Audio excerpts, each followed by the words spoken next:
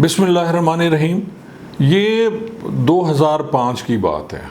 मेरी पोस्टिंग तीसरी दफ़ा थाना कोट सब्ज़ल हुई थी और उसके बाद एक पॉलिसी बनाई गई कि जो अफसरान ज़्यादा अरसे से किसी भी ज़िले में पोस्ट हैं उनको दूसरे ज़िले में भेज दिया जाए।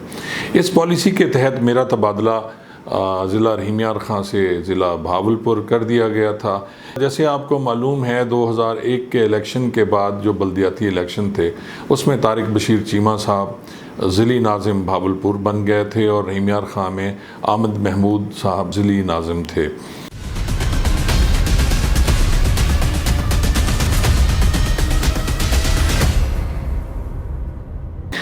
पोस्टिंग मेरी भावलपुर हुई तो वहाँ जो एसएसपी थे और बाद में डीपीओ भी उन्हीं दिनों ये चेंज हुए और एसएसपी से ये चेंज हो गया था।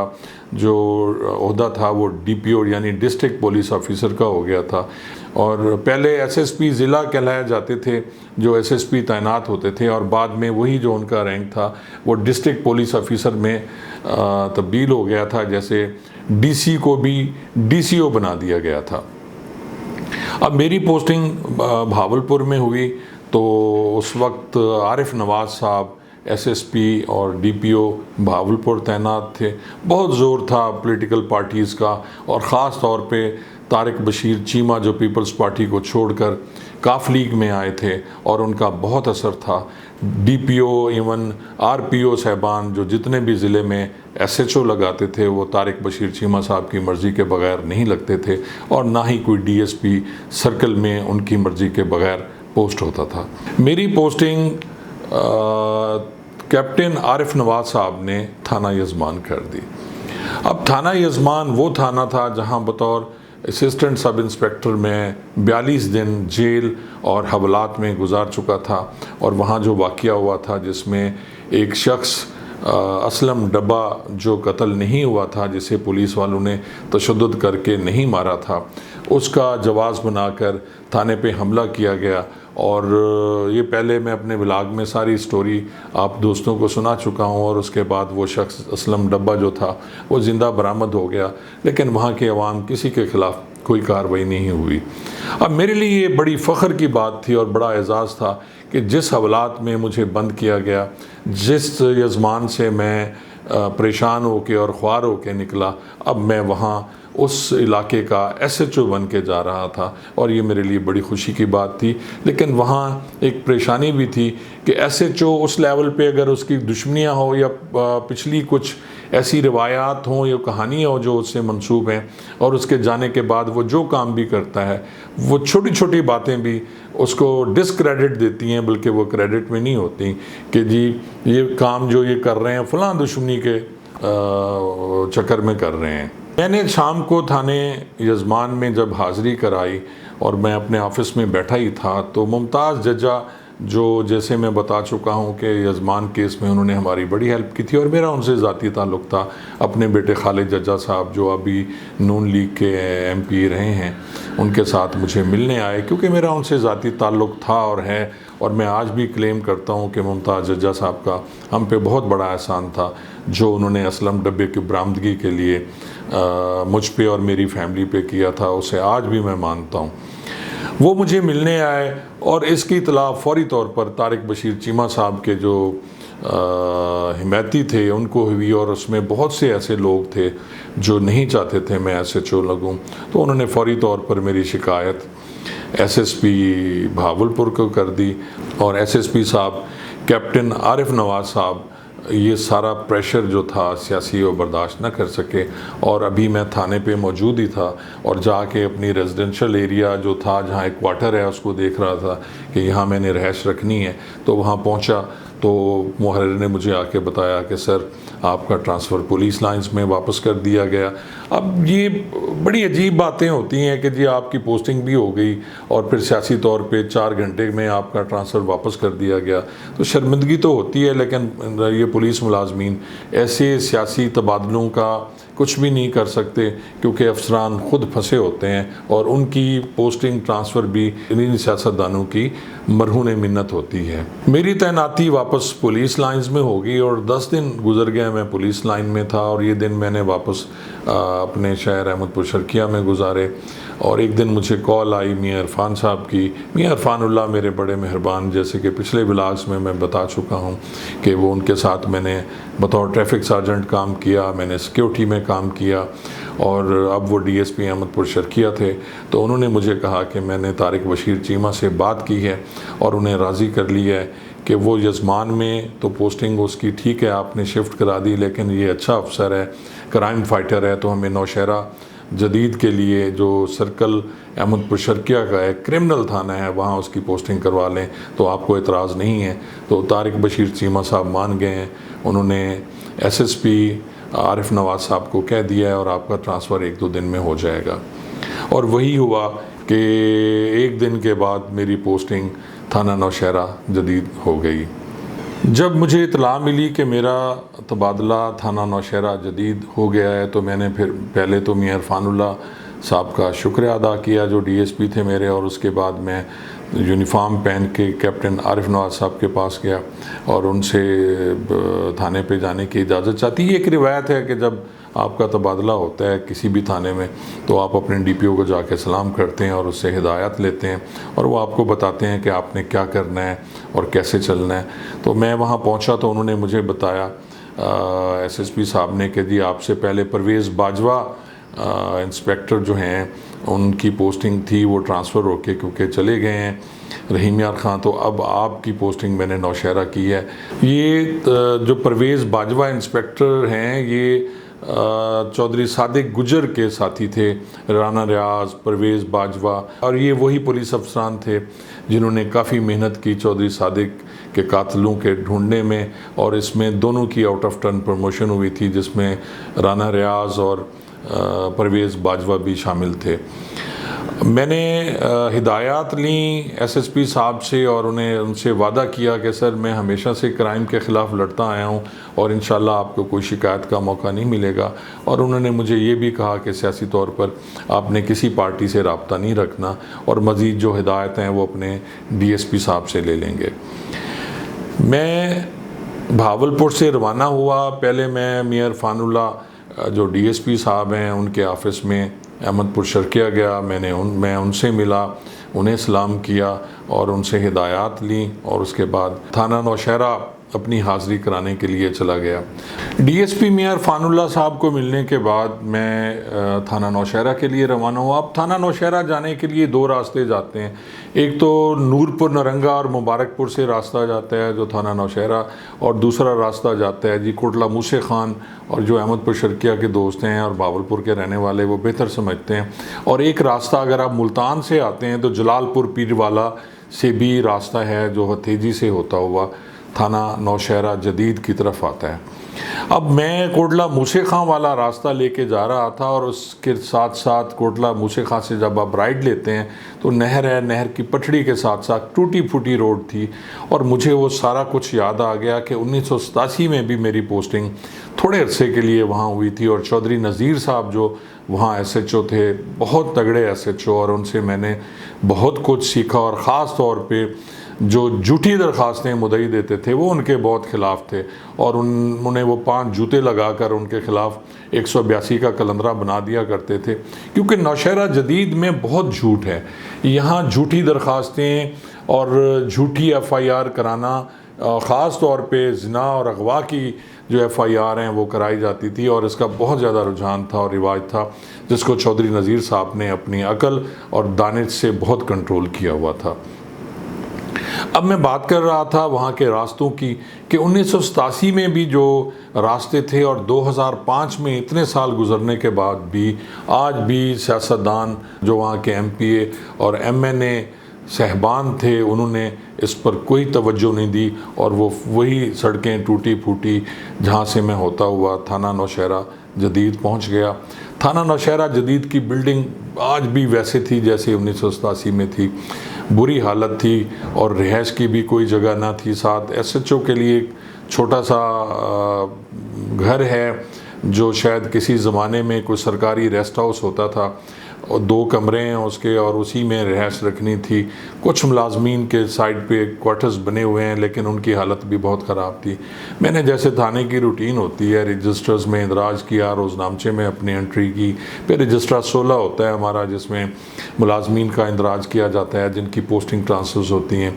मैंने वो इंदराज की। मुहर्रिर और मुलाजमीन जो वहाँ थे उन्होंने मेरा, जैसे बताते हैं कि SHO जब नया आता है तो बहुत अच्छे तरीके से उसका इस्तकबाल होता है, और जब SHO ट्रांसफ़र होता है तो बहुत से SHOs ऐसे होते हैं जिनको कोई पूछता नहीं है और अपना सामान खुद ही उठा के जा रहे होते हैं।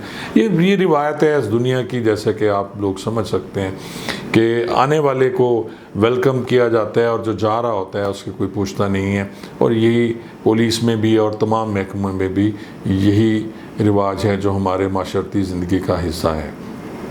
थाने के अमूर निपटाने के बाद मैं अपनी जो रिहाइश साथ थी वो देखने चला गया, और मेरा मुहर्रिर जो था उसे समझ आ गई थी कि SHO साहब को कमरा पसंद नहीं आया, क्योंकि कमरे में एक पुरानी सी कुर्सी थी, एक पुरानी मेज़ थी और 3 साइड पे कुर्सियाँ पड़ी हुई थी। मेरा हमेशा से ये असूल रहा है कि आप अपने ऑफ़िस को अच्छा बना के रहें और जहाँ आपने बैठना हो वो साफ़ सुथरा हो, जहाँ आप रह रहे हैं वो साफ़ सुथरी हो। बेशक गवर्नमेंट हमें इस मामले में कोई इमदाद नहीं करती, ना ही महकमा कुछ करता है, लेकिन ये अपनी मदद आपके तहत तमाम SHO साहबान करते हैं और मैंने वही किया। मैंने मुहर्रिर को कहा कि यार इसकी कोई थोड़ा वाइट वाश करा दे मेरे ऑफ़िस की, और कोई एक मेज़ कुर्सी मुझे नई लेनी थी, और इसी तरह जो रिहायशी क्वार्टर था उसको भी थोड़ा सा ठीक करना था। बाथरूम की हालत ख़राब थी, वो मैंने मुहर्रिर को कहा जी बनवाएं और उसके पैसे मैं आपको अदा कर दूँगा। मुहर्रिर को अपनी रिहाइश की हिदायत देने के बाद मैंने फ़ैसला किया कि मैं रात अहमदपुर शर्किया चला जाऊं, क्योंकि मेरा सामान अहमदपुर शर्किया पड़ा हुआ था जो फ़िदा ने लेके आना था, और मैं वापसी पे हथेजी चौकी भी मुझे देखनी थी, क्योंकि हथेजी चौकी बहुत ज़्यादा इम्पॉर्टेंट थी। थाना नौशहरा इतना क्राइम था जितना शायद थाना नौशहरा का नहीं था, लेकिन हथेजी चौकी में जिसमें गेदड़ी, डहर, मातम, असाम, वारन ये सारी कौमें जो वहाँ आबाद थीं, और उनमें से कुछ लोग उसमें जराइम पेशा भी थे जो वारदातें करते थे, और बहुत ख़तरनाक किस्म की वारदातें। और ख़ास तौर पे जो जलालपुर पीरवाला जाने वाली रोड है उस पे उन दिनों ये पुल नहीं होती थी जो अभी मोटरवे की वजह से बन गई है, और वहाँ से जो रास्ता जलालपुर जाता था वहाँ गेदड़ी, मातम और दूसरे लोग जो जलालपुर पीरवाला के रहने वाले हैं वो वहाँ खड़े होकर वारदात करते थे, और रात को ख़ास तौर पे मगरिब के बाद वहाँ से गुज़रना बहुत मुश्किल होता था, और जो भी वहाँ से गुज़रता था उसे लूट लिया जाता था।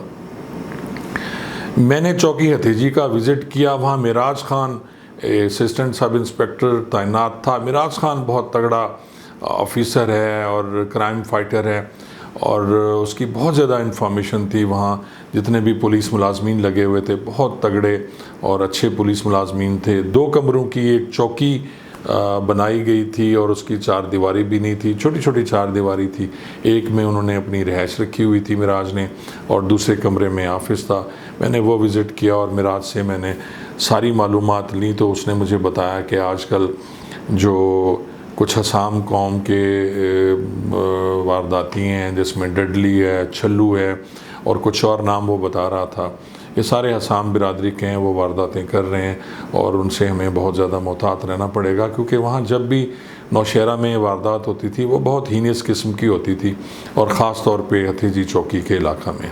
एक दिन शाम को मैं थाने पे मौजूद था, और मेरी पोस्टिंग को 1-1.5 हफ़्ता हो चुका था। मुहर्रिर और वायरलेस ऑपरेटर दौड़ते हुए मेरे दफ्तर में, और उन्होंने कहा जी हथेजी के इलाके में वारदात हो गई, और वहाँ डाकुओं ने एक तेल की एजेंसी को लूटने की कोशिश की, जहाँ लोगों ने मज़ामत की और डाकुओं और अवाम के दरमियान फायरिंग हो रही है।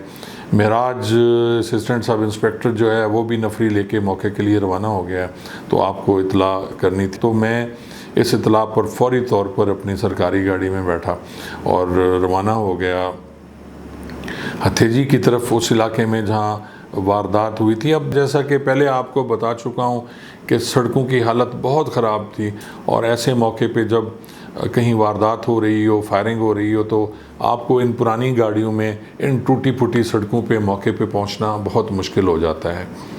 मुझे 1.5-2 घंटे लगे नौशहरा जदीद से उस जगह पे पहुंचते हुए, जो ये बन के करीब थी, जो दरिया सतलुज का बंद है उसके करीब एक जगह थी, वहाँ पे मिराज भी पहुँच गया था और काफ़ी लोग जमा थे जब मैं पहुँचा।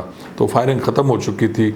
मैं बड़ी मुश्किल से मौके पे पहुँचा तो मिराज ASI मौके पे मौजूद था और उसने मुझे बताया कि यहाँ तेल की एक एजेंसी है बंद पे, जहाँ कुछ डाकुओं ने लूटने के लिए हमला किया और फायरिंग से जो एजेंसी का मालिक है वो जाँ बहक हो गया और उसके बाद काफ़ी लोगों ने घेर लिया।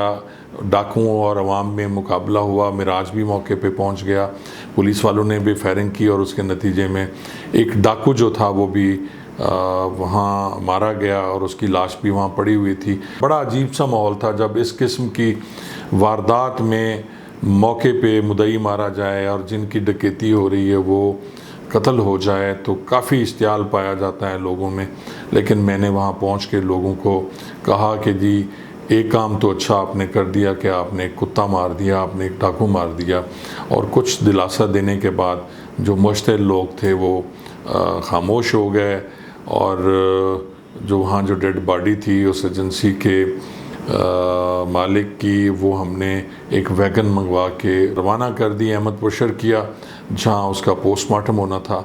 और क्योंकि ये पुलिस मुकाबले में और अवाम के मुकाबले में मारा गया था, उस बंदे की शनाख्त जो हुई थी वो डडली हसाम के नाम से हुई थी और उसको लेके उसकी बॉडी को क्योंकि भावलपुर पहुंचाना था, क्योंकि जितने भी पुलिस मुकाबले होते हैं उनमें अगर कोई शख्स मारा जाए तो उसका पोस्टमार्टम बाकायदा एक मेडिकल बोर्ड करता है, वो एक डॉक्टर नहीं करता। और वो मेडिकल बोर्ड भावलपुर में बनना था, इसलिए डडली हसाम की लाश जो है वो लेके मैं और मिराज हम रवाना हो गए अपने थाने की तरफ। अब थाने से वो सारा नक्शा सूरत हाल वगैरह फिल करने के बाद हमने उसकी बॉडी को भावलपुर भिजवाना था। अभी हम रास्ते में ही थे कि मेरी गाड़ी का शीशा पीछे से गनमैन ने नॉक किया और कहा सर गाड़ी रोकें पीछे से, जो जिस गाड़ी में डडली की लाश है उसको रोक दिया गया है और मिराज शायद आपसे कोई बात करना चाहता है। तो मैंने भी गाड़ी रोक दी और पीछे चला गया उतर के। तो मिराज ने कहा सर कि पुलिस मुलाजमीन कहते हैं कि डडली जो वहाँ मुकाबले में मारा गया था थोड़ी देर के लिए उठ के बैठ गया था। अब मैं बड़ा परेशान हो गया कि कैसे हो सकता है, वहाँ तो उसकी मौत हो गई थी और उसको चेक भी किया गया था, हो सकता है वो ज़ख्मी हुआ और ज़िंदा होके बैठ गया हो। लेकिन फिर मैंने उसकी दिल की धड़कन और नब्ज़ वगैरह चेक की तो वो बिल्कुल कुछ नहीं था, साइलेंट था। डडली की लाश को हम लेके थाने पे आ गए और उसको मिराज लेके भावलपुर की तरफ चला गया और बाकी कार्रवाई अब क्योंकि मिराज ने करनी थी और मैं अपने थाने पे आके मैंने सारी कार्रवाई जो भी हुई थी उसकी इतला अपने DPO साहब को और मियां इरफानुल्लाह साहब को बताई और उन्होंने फ़र्दर जो कार्रवाई होती है उनके करने का उन्होंने मुझे हुक्म दिया। तो उन्होंने मुझे फ़र्दर कार्रवाई का हुक्म दिया। डडली हसाम को मारे जाने के बाद इलाके में बहुत अमन हो चुका था, लोग भी काफ़ी खुश थे और बहुत से मोअज़्ज़िज़ीन मुझे मुबारकबाद भी देने आए और इसमें सारा क्रेडिट जो जाता था वो मिराज ASI को जाता था। मिराज की बहुत इन्फॉर्मेशन थी कच्चे के इलाके के बारे में और ख़ास तौर पे उसके साथ जो 4-5 कांस्टेबल्स थे वो बहुत दिलेर और अच्छे थे और पूरे इलाके को जानते थे। मिराज ने मुझे ये भी बताया कि सर अब हो सकता है कि डडली हसाम के मारे जाने के बाद इनके जो साथी है जिसमें ज़फ़र गेदड़ी है, छल्लू हसाम है जो उसका भतीजा है, वो हो सकता है कि कोई बहुत बड़ी वारदात करें और ये उनका रिएक्शन होगा जो हमने डडली को पुलिस मुकाबले में मारा है। इसके दौरान डडली हसाम के रिश्तेदारों ने जुडिशल इंक्वायरी की दरख्वास्त भी अफसरान बाला को दे दी थी और उसके नतीजे में जो सिविल जज हैं अहमदपुर शर्किया, उनको ये इंक्वायरी मार्क हो गई थी। जैसा कि मैं पहले भी आपको बता चुका हूँ कि थाना नौशहरा जोग्राफियाई लिहाज से इस तरह का है कि इसके साथ ही दरिया सतलुज बहता है और उसके साथ के कच्चे के इलाके में क्रिमिनल लोग होते हैं। जैसे ही आप दरिया सतलुज पार करते हैं तो भिंडा वैंस का इलाका शुरू होता है और साथ में भिंडा वैंस के उबाड़ो एक जगह है जो जलालपुर पीरवाला का इलाका है। जलालपुर पीरवाला को उन दिनों तहसील का दर्जा मिल चुका था, पहले ये एक थाना होता था लेकिन अभी वहाँ तहसील बना दी गई थी जहाँ एक DSP साहब भी बैठते थे और वहाँ शफ़ी मातम और गेदड़ी, ये सारे वारदातें करते थे। ग्रुप्स बनाए हुए थे इन्होंने, जिनमें एक बहुत बड़ा ग्रुप शफ़ी मातम का था, जो उस इलाके में अक्सर सरका बिल जब्र की वारदातें करता था। और इसी तरह ये ज़फ़र गेदड़ी जो है, इसने अपना ग्रुप बनाया हुआ था जो भिंडा वैंस और इसके साथ वाले इलाकों में वारदातें करता था। इनके साथ डाहिड़ कौम भी शामिल थी, वो भी वारदाती थे। और जब भी इन पे रेड के लिए कोई कम नफरी जाती थी, ये मज़ामत करते थे और पुलिस के साथ मुकाबला भी अक्सर होता था। और अगर पुलिस अफसरान ज़्यादा नफरी लेके जाते तो फिर ये मज़ामत नहीं करते थे और भाग जाते थे। ये 27 दिसंबर 2005 की बात है। मैं मीटिंग के लिए अहमदपुर शर्किया गया हुआ था, जहां हमारे DSP साहब मियां इरफानुल्लाह ने मीटिंग करनी थी। तमाम SHOs मौजूद थे पूरे सर्कल के, जिसमें डेरा नवाब साहब, चनी गोड, सिटी अहमदपुर शर्किया, सदर अहमदपुर शर्किया और ये जो सारे थाने थे, इनके SHO आए हुए थे। मीटिंग के बाद तकरीबन 2-2:30 बजे मैं सरकारी गाड़ी पे वापस नौशहरा के लिए रवाना हुआ।